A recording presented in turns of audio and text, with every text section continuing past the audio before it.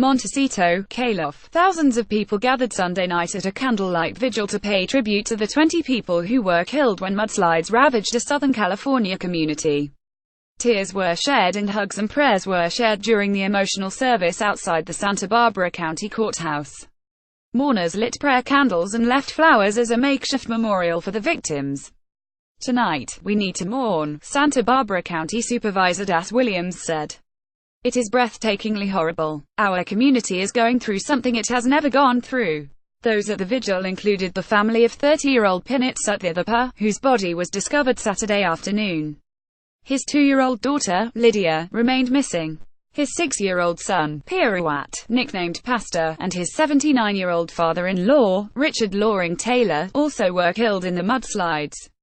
Family members said they were too distraught to speak. "This family is one of several that lost multiple family members," Santa Barbara County Sheriff Bill Brown said. "And we know that the suffering of those who knew and loved all of the victims is immense. The list of those still missing in the mudslides has shrunk to 4. Because most churches in Montecito are in an evacuation area, many worshippers attended services in nearby towns on Sunday. At a church in Santa Barbara, they carried flowers, lit candles and prayed for the families who have lost loved ones. The victims were their friends and neighbours, they said.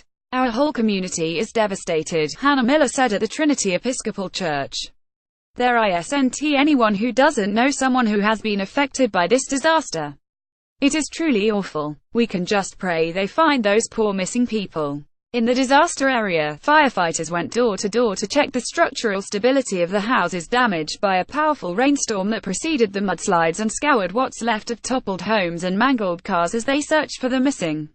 "I don't know about you, but I'm scared of Mother Nature right now," Santa Barbara Mayor Kathy Murillo told the attendees at the vigil. Search and rescue operations ended Sunday and authorities transitioned to a search and recovery phase, Brown announced. The move allows officials to release resources that are no longer needed and allow search operations to slow to a safer pace, he said. The storm sent flash floods cascading through mountain slopes that were burned bare by a huge wildfire in December. Workers used backhoes, jackhammers and chainsaws to clear away masses of mud, boulders and toppled trees. Crews have made it a priority to clear out debris basins and creek canals before another rainstorm. Long-range forecasts gave the crews about a week before the next chance of rain, and potential new mudslides, although the precipitation was expected to be disorganized and light. Another system was possible 2 days later. The mudslides on January 9 ravaged the Tony community, destroying at least 65 homes and damaging more than 460 others, officials said. They also forced the indefinite shutdown of US 101, the only major freeway between Santa Barbara and points east. The rest of the community's infrastructure also was damaged. Some streets were cracked in half, and authorities closed bridges and overpasses because they were unstable. Amtrak said it was adding rail cars to each of its 5 daily round-trip trains between Los Angeles and Santa Barbara to accommodate commuters grappling with the ongoing closure of US 101. But despite the damage in the neighborhood, Montecito residents still have hope their community will recover. They're exhausted, but they find ways to try to live life as normally as they can, Williams said. Sutthithepa, whose body was discovered Saturday, immigrated from Thailand, leaving behind his wife and 2 children but sending them money for years until he could bring them to the United States, a friend, Poi Sayavongs, told the Lee Central Coast News. They finally were able to make it to the States in the summer of 2016, Sayavongs said. It's cruel. They only had a short time together before this tragedy struck.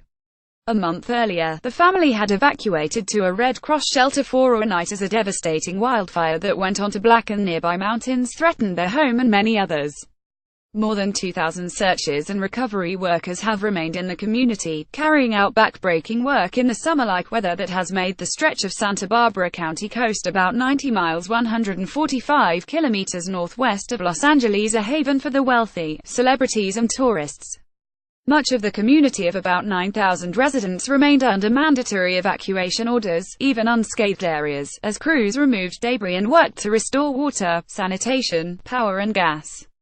There was no timeline for allowing residents to return, Assemblywoman Monique Lamont said. Lemon, a Democrat, said SHES working with other legislators to address concerns about flood and fire insurance and issues with emergency cell phone alerts. Associated Press writer Christopher Weber contributed to this report from Los Angeles.